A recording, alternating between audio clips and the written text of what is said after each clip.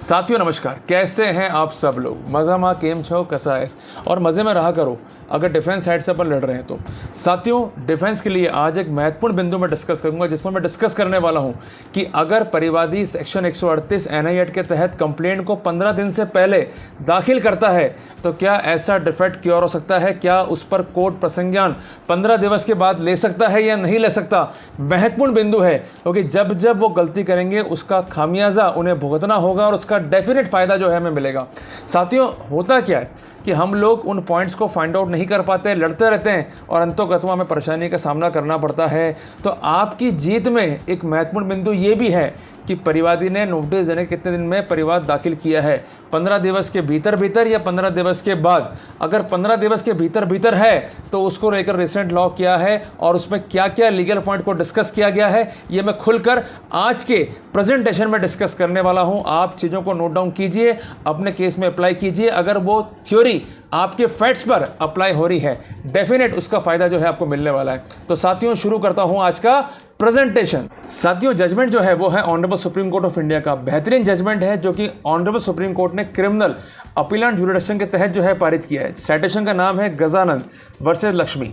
साथियों, इस मामले में सबसे इंपॉर्टेंट पॉइंट जो कोर्ट को देखना था कि अपील जो कि अराइज हुई फ्रॉम अ जजमेंट डेटेड 28 नवंबर 2018 जो कि पास किया हाई कोर्ट ऑफ छत्तीसगढ़ ने, जिसके तहत रिवर्स कर दिया गया एक्वेटल को of the appellant for the offence punishable under section 138 of the NI act. और जो बिंदु मैंने आपको बताया वही का वही बिंदु वहां पर रेज हुआ था, बट उसके बावजूद भी कोर्ट ने सारे बिंदु को दरकिनार करते हुए एक्विटल के ऑर्डर को जो है रिवर्स कर दिया। ये डिफेंस के लिए बहुत ही घातक संकेत होता है कि नीचे हम जीत गए और ऊपर हार गए। साथियों, नीचे हम हार गए, ऊपर जीते अलग बात है, क्योंकि वहां पर पीस ऑफ एविडेंस थी जो मजिस्ट्रेट ने कंसिडर नहीं करी और हमने हाईकोर्ट में इस तरह से अपने तर्कों को पेश किया कि उन बिंदुओं को कंसिडर करते हुए हाईकोर्ट ने हमें बरी कर दिया। पर ये तो उल्टा ही हो गया कि नीचे तो बरी हैं और ऊपर जो है कन्विक्शन हो गया। अब मामला सुप्रीम कोर्ट के सामने था, सुप्रीम कोर्ट में दाखिल हुई एसएलपी। अब कोर्ट को यह तय करना था कि वास्तव में जो भी फैसला हाईकोर्ट का है वो सही है या नहीं है, या जो एक्विटल को रिवर्स किया है वो सही है या नहीं है।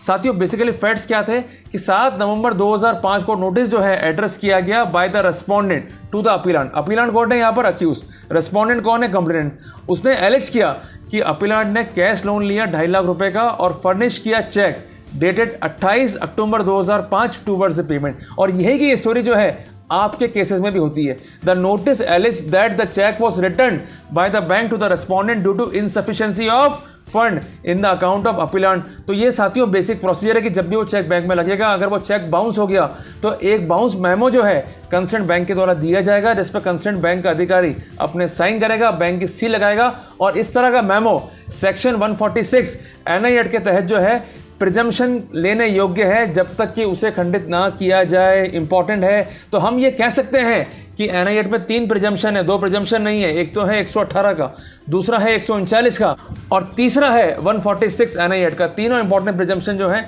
रिकॉर्ड पर रहते हैं।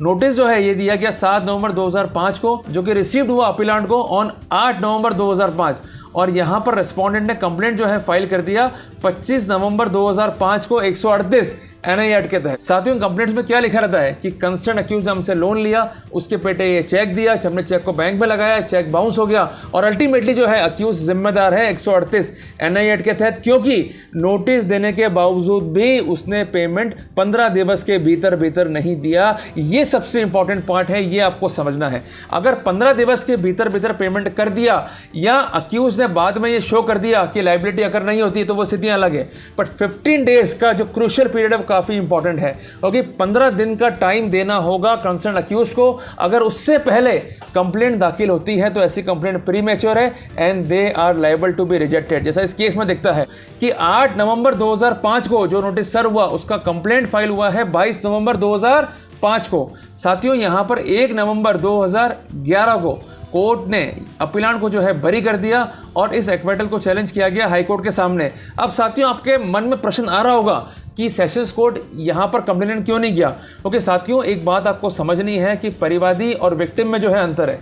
सेक्शन 372 सीआरपीसी में केवल और केवल अधिकार है कंसर्न विक्टिम को, यदि एक्विटल को वो चैलेंज करता है, पर यदि वो कंप्लेनेंट है तो सेक्शन 378 सब क्लॉज 4 सीआरपीसी के तहत कंसर्न परिवादी को हाई कोर्ट जाकर अपील जो है दाखिल करनी होगी। ये उसका अधिकार है, और अगर हाई कोर्ट को लगता है कि अपील की अनुमति दी जानी चाहिए तभी अपील को जो है सुना जाएगा, और कोर्ट को लगता है कि कोई ग्राउंड नहीं है तो कोर्ट इन लिमिने पिटिशन को रिजेक्ट भी कर सकता है। ये हाई कोर्ट के पास एम्पल पावर है।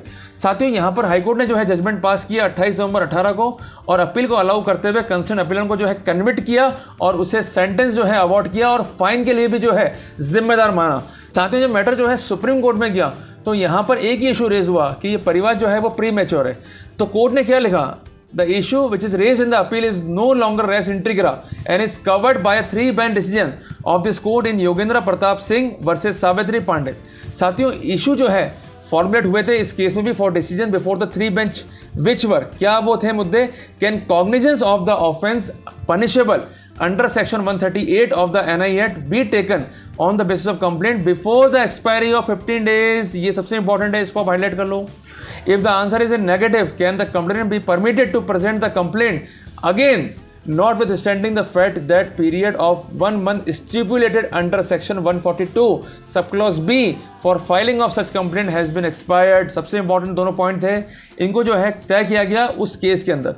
फर्स्ट इशू को जो है कोर्ट ने तय करते हुए अपना वर्डिक्ट दिया, अपना ऑब्जर्वेशन दिया at para number 35 of the judgment. वो क्या था, Can an offence under section 138 of the NI Act be said to have been committed when the period provided in clause C of proviso has not expired?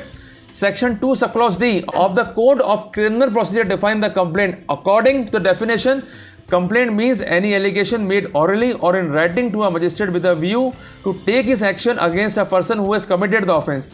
Commission of an offence is sine qua non for filing of the complaint. A bare reading of provision contained in clause number A of the proviso make it clear that no complaint can be filed for offence under section 138 of the NI Act unless the period of 15 days has been lapsed from the notice। तो कुल मिला के बात यह है कि notice दिया है वो सर्व हो गया तो सर्विस से 15 डेज जो है काउंट करने हैं। अगर उससे पहले आप कंप्लेंट दाखिल कर रहे हैं तो वहां पर कोई भी ऑफेंस कमिट नहीं हुआ है और कोई भी प्रसंज्ञान कोर्ट द्वारा नहीं लिया जा सकता। तो कंप्लेंट के लिए मैच्योर पीरियड क्या कि नोटिस आप देंगे, नोटिस सर्विस से आपको 15 डेज वेट करना है और 15 डेज में पेमेंट नहीं करता है तो आने वाले सब्सिक्वेंट 30 दिन में आप जो है परिवाद दाखिल कर सकते हो, पर 15 दिन से पहले किसी भी रूप में कोई भी परिवाद दाखिल नहीं कर सकते। ये इलीगल या गैर कानूनी होगा।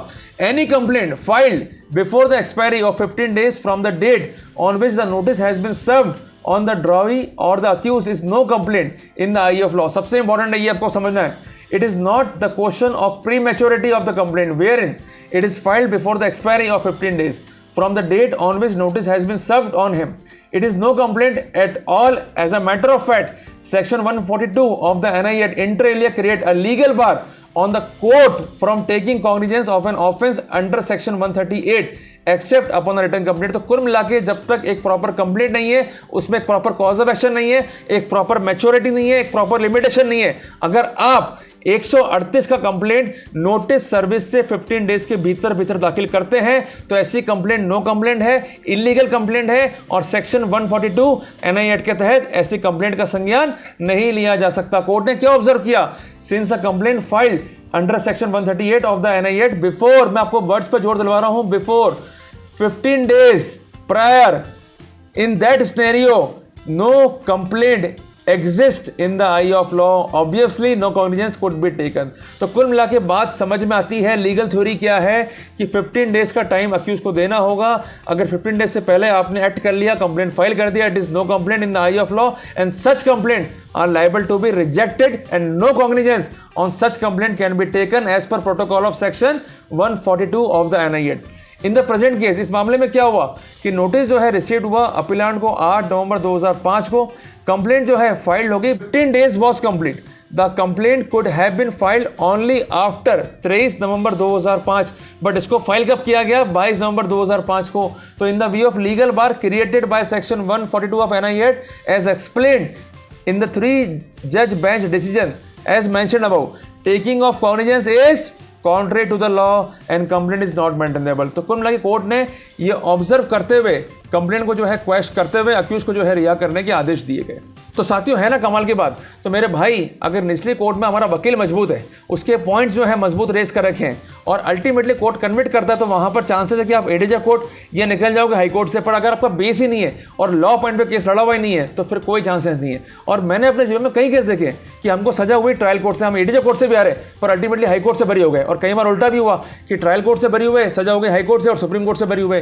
तो कहने की बात यह है कि हिंदुस्तान में जब हायरार्की ऑफ जुडिशल सिस्टम है, जिसका अभिप्राय क्या है कि पहले मजिस्ट्रेट है, फिर सेशन जज है, फिर हाई कोर्ट है, फिर सुप्रीम कोर्ट है। साथियों केस फाइल में एक बार गलती हो सकती है पर बार बार गलती होना संभव नहीं है, क्योंकि ये संभावना है कि जज ने माइंड अप्लाई नहीं करा, वो प्रीजुडाइस है, वो बायस्ड है किसी केस को लेकर। पर इस बात की पूरी संभावना है कि अगर केस को प्रॉपर लड़ा गया है, प्रॉपर लीगल पॉइंट्स में इन्वॉल्व हुए हैं, तो डेफिनेटली हमें सक्सेस मिलेगी मिलेगी। मैं मानता हूं सफर कठिन है, कई बार हमको जेल में जाना पड़ सकता है, पर इसका अभिप्राय ये नहीं है कि हम लड़ना छोड़ेंगे। अगर पॉइंट है, पॉइंट वैलिड है और एज पर साइटेशन आपने रेस किया है, तो अंत तक आपको परिवादी का पीछा नहीं छोड़ना है, लड़ना है, अपने राइट्स को इन्फोर्स करना है। साथियों झुकना समाधान नहीं है, साथियों लड़ना ही समाधान है। तो साथियों घबराएं नहीं, अपने राइट्स को इन्फोर्स करें और ऐसी ही वीडियोस के लिए मेरे चैनल को सब्सक्राइब करें। मिलते हैं एक नए टॉपिक के साथ, तब तक के लिए जय हिंद, जय भारत।